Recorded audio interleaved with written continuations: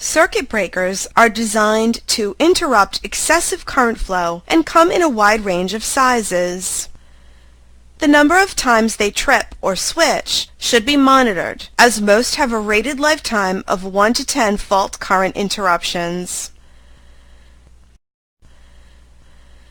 If you trace the path of power into your data center from the utility through the transformer and UPS down to the load, you will see that there are multiple breaker types all along the way. Some are bigger breakers, and some are the commodity type of breakers, such as branch circuit or PDU breakers. Circuit breaker coordination is important.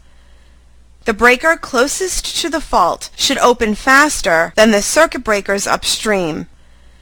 Since the bigger breakers are often located upstream, the fault could potentially affect most of the building instead of just part of the building if the breakers are not properly coordinated. Coordination of breakers is complicated and must be done carefully. Both the rating and speed of breakers must be considered. It is recommended that data center staffs consult with electricians who are well versed in this area. Let's discuss two popular circuit breaker types that may be found in IT equipment: thermal circuit breakers and magnetic circuit breakers. Increasing current raises the temperature inside a thermal circuit breaker. If the current is too high, the thermal circuit breaker gets hot enough to trip the circuit breaker. A common thermal circuit breaker uses a bimetallic strip to trip the breaker. A bimetallic strip sandwiches two different metals together. Current flows through the bimetallic strip and causes it to heat. Because one metal expands faster than the other metal, as the temperature rises, the strip bends. If the current is too high, the metal strip bends enough to break the contact in the electric circuit. A magnetic circuit breaker uses an electromagnetic coil to pull a switch when a circuit carries too much current. As current increases, the electromagnetic coil pulls with greater force against the spring that keeps the switch closed. When the current is too high for the circuit, the force from the electromagnetic coil overcomes the force of the spring and forces the switch contact to break the circuit. These two breaker types can also be combined into another type of breaker called a thermal magnetic circuit breaker. Circuit breakers are designed to be either fast-acting or slow-acting. A circuit breaker may need to switch short-circuit currents as high as 15 times its rated current.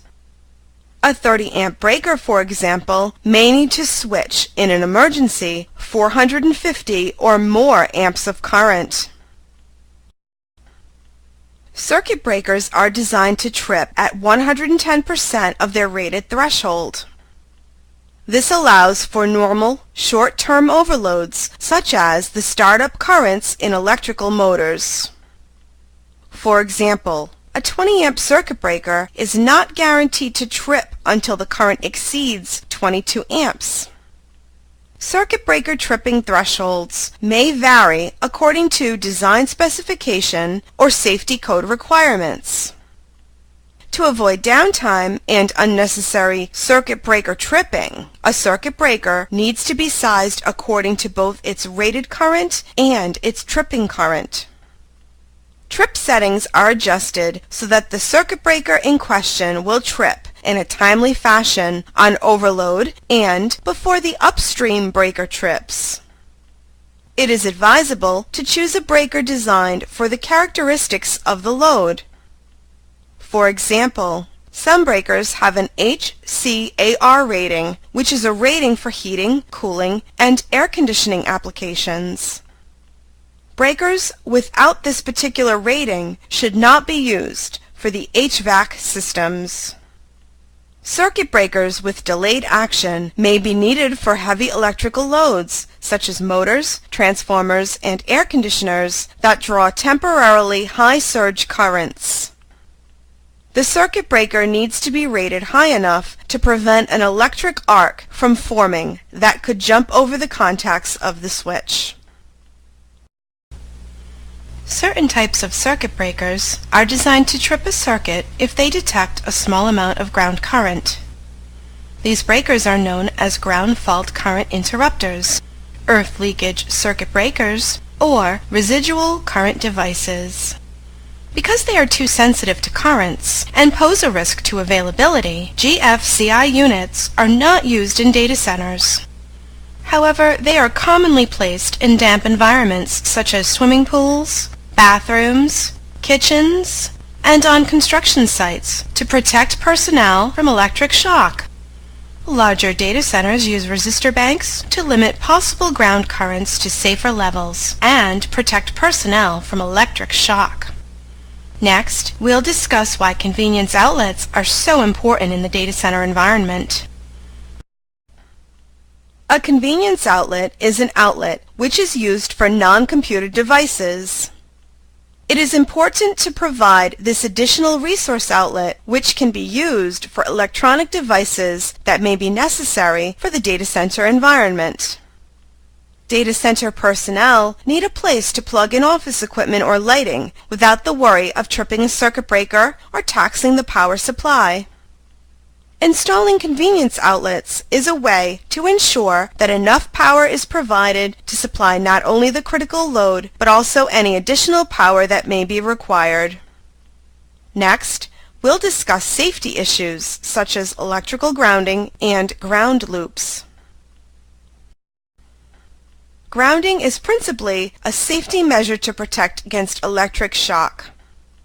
The grounded wire is connected to the exterior of metal cases on appliances to protect against a hot wire short inside the appliance.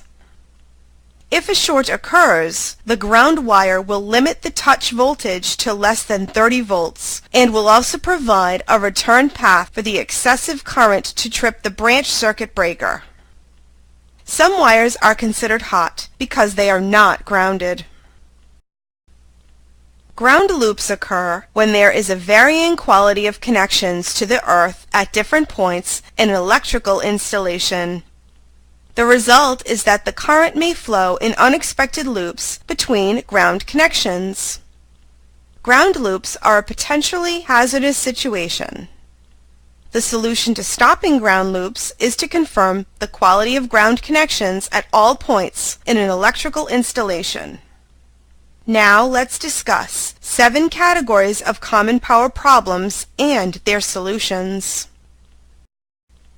Impulsive transients are sudden high peak events that raise the voltage and/or current levels in either a positive or negative direction.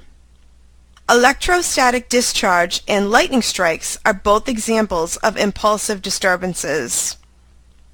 Impulsive transients can be very fast, happening as quickly as 5 nanoseconds and lasting less than 50 nanoseconds. For example, an ESD may have a peak of over 8,000 volts, but last less than 4 billionths of a second. The transient, however, may still be strong enough to damage sensitive electronic equipment. An approach to solve the problem of impulsive transients is the utilization of a transient voltage surge suppressor. A TVSS is a device that either absorbs the transient energy or short-circuits the energy to ground before it can reach sensitive equipment. Motors turning on or off commonly cause oscillatory transients for power systems. The voltage quickly rises above its normal level and then gradually fades back to its normal level over several wave cycles. Interruptions occur when there is a temporary break in the power supplied. There are 4 types of interruptions: instantaneous, momentary, temporary, and sustained. An uninterruptible power supply can provide short-term backup power during an interruption. A sag or dip is a reduction of AC voltage at a given frequency for a duration of 0.5 cycles to 1 minute's time. Sags are usually caused by system faults and are also often the result of switching on loads with heavy startup currents. Common causes of sags include starting large loads, such as one might see when they first start up a large air conditioning unit, and remote fault clearing performed by utility equipment. Power line conditioners and UPSs can compensate for sags or dips. According to the IEEE, undervoltage is a root mean square decrease in the AC voltage at the power frequency for a period of time greater than 1 minute. An undervoltage is the result of long-term problems that create sags. The term brownout has been in common usage in describing this problem, but has been superseded because the term is ambiguous, in that it also refers to commercial power delivery strategy during periods of extended high demand. Undervoltages can create overheating in motors and can lead to the failure of non-linear loads such as computer power supply failures. Undervoltages can overheat a motor or make a power supply fail. Power line conditioners and UPSs can compensate for undervoltages. A swell or surge is the reverse form of a sag, having an increase in AC voltage for a duration of 0.5 cycles to 1 minute's time. For swells, high impedance neutral connections, sudden load reductions, and a single-phase fault on a three-phase system are common sources. A swell is also prevalent when large loads are switched out of a system. Power line conditioners and UPSs can compensate for swells. According to the IEEE, overvoltage is an RMS increase in the AC voltage at the power frequency for durations greater than a few seconds. An overvoltage is common in areas where supply transformer tap settings are incorrectly set and where loads have been reduced and commercial power systems continue to compensate for load changes that are no longer necessary. This is common in seasonal regions where communities diminish during off-season. Overvoltage conditions can create high current draw and unnecessary tripping of downstream circuit breakers, as well as overheating and stress on equipment. Power line conditioners and UPSs can compensate for overvoltage. Many different causes of waveform distortion exist. DC offset happens when direct current is added to an AC power source. DC offset can damage electrical equipment such as motors and transformers by overheating them. Harmonic waveforms are another form of waveform distortion. Harmonics appear on the power distribution system as distorted current. Keep in mind that all equipment that does not have the advantage of modern harmonic correction features should be isolated on separate circuits. Voltage fluctuation is a systematic variation of the voltage waveform or a series of random voltage changes of small dimensions, namely 95 to 105% of nominal at a low frequency and generally below 25 Hz. Power line conditioners and UPSs can compensate for voltage fluctuations. Frequency variation is extremely rare in stable utility power systems, especially systems interconnected through a power grid. Where sites have dedicated standby generators or poor power infrastructure, frequency variation is more common, especially if the generator is heavily loaded. IT equipment is frequency tolerant and generally not affected by minor shifts in local generator frequency. Next, we'll follow the path of power distribution in the data center. Standby power can be defined as any power source available to the data center that takes over the function of supplying power when utility power is unavailable. Two common forms of standby power are mechanical generators that use electromagnetism to produce electricity and electrochemical systems which use batteries and fuel cells to generate electrical current. Mechanical generator systems provide power on large and small scales for entire cities or for individual use. Electrochemical generation is typically for smaller or temporary use. So how is the power distributed in the data center? Let's explore this concept next. Electricians often refer to one-line diagrams. One line can be very simple to very complex.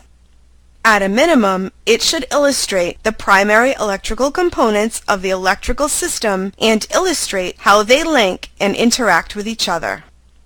This one line lets us see how electrical power is distributed in the data center.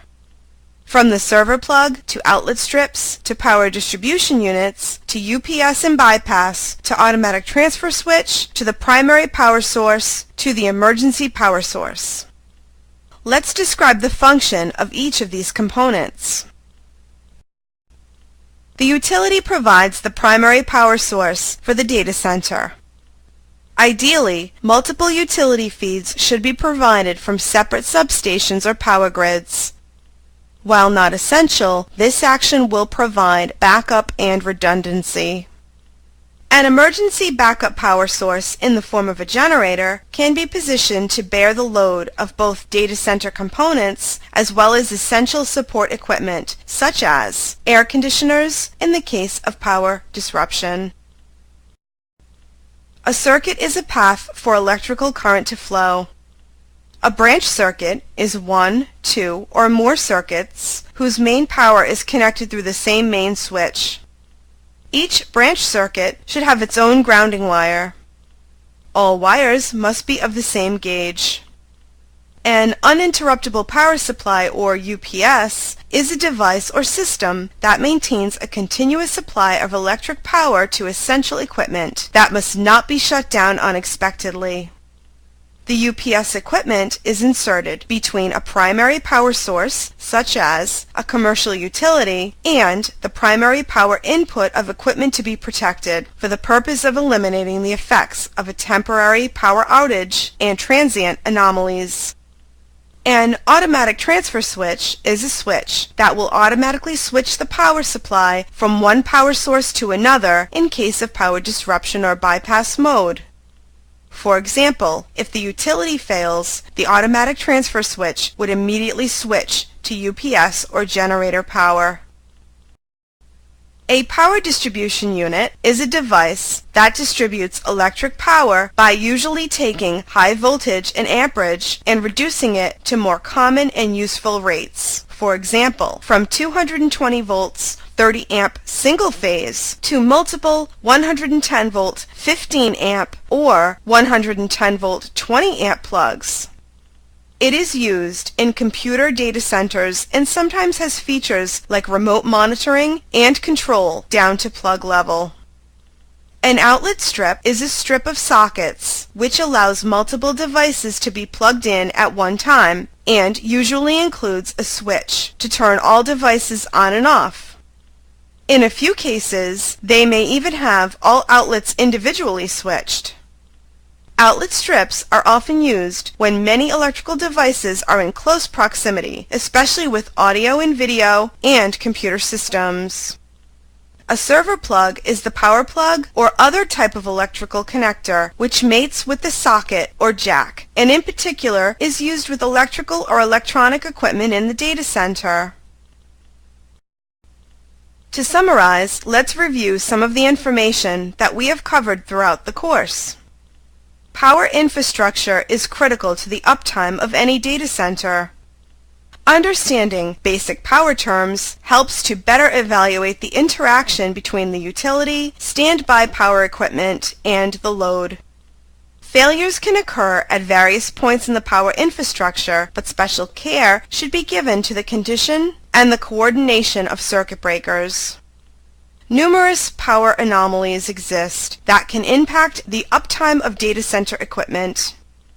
Understanding the threats and applying practical power solutions, such as uninterruptible power supplies and generators, can help minimize the risk. Thank you for participating in this course.